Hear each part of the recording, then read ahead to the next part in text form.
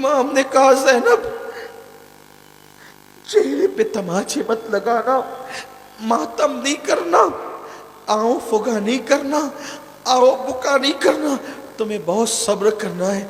अब मैंने जाना है मैदान करबला में और उन जालिमों से मैंने जंग करनी है। अभी ये गुफ्तगू हो ही रही थी कि हज़रत मौला अली अकबर हम शबीह पैगंबर, हाय हाय, एक मैयत होती है तो कितने दिन तक लोगों को दुख होता है,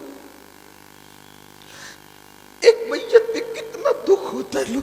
एक बच्चा मर जाता है तो माए बरसों याद रखती है, अभी ये गया तो अभी ये गया तो अभी ये गया तो अभी ये गया, सुबह से लाशें उठा रहे और अभी हम शबीए पैगंबर बेटा सामने आके खड़ा होता है, अब्बा मैं भी जाऊंगा।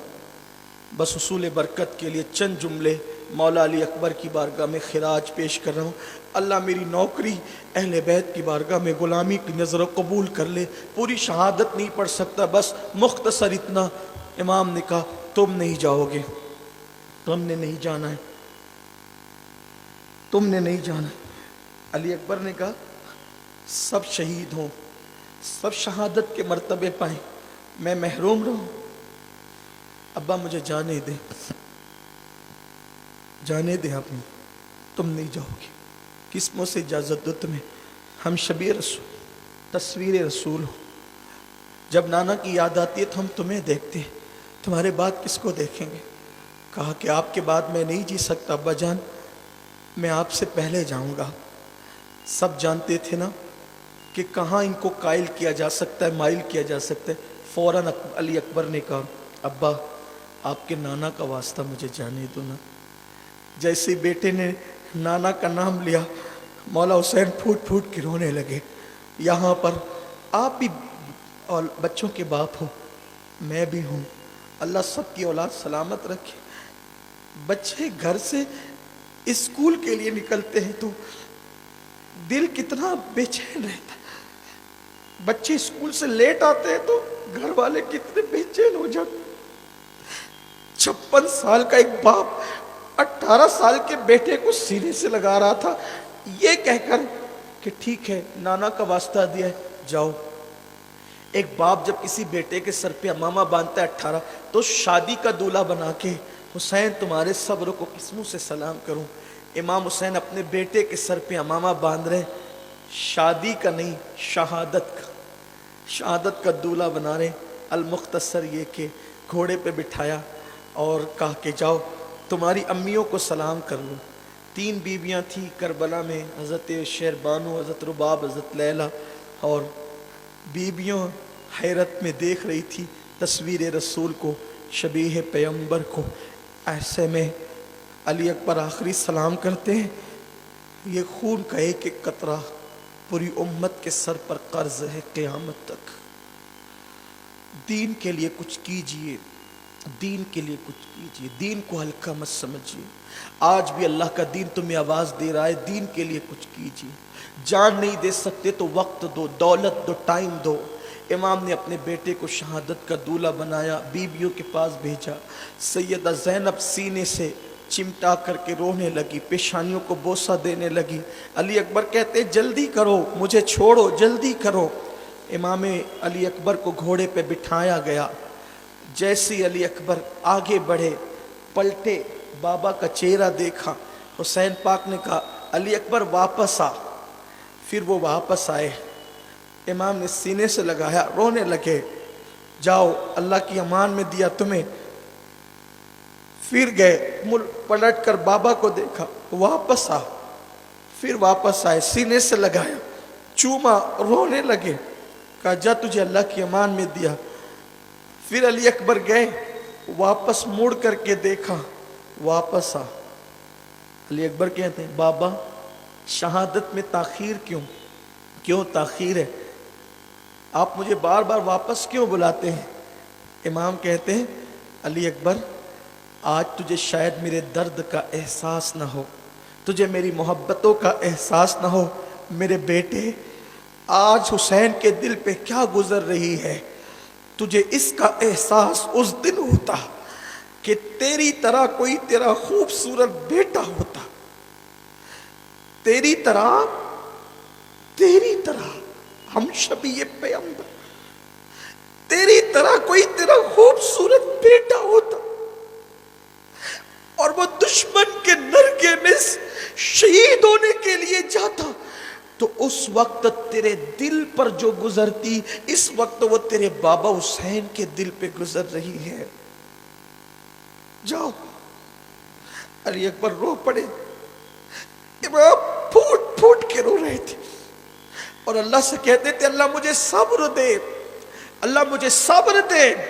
امام کا وہ شہزادہ کربلا کی طرف گیا اور آپ نے یہ کہا انا علی ابن حسین ابن علی، میں حسین کا بیٹا علی کا پوتا علی ہوں، علی ابن حسین ابن علی ہوں، اور نحنو اہل البیت اولا بن نبی، ہم اہل بیت ہیں اور ہم لوگ سب سے زیادہ رسول اللہ کے قریبی ہیں۔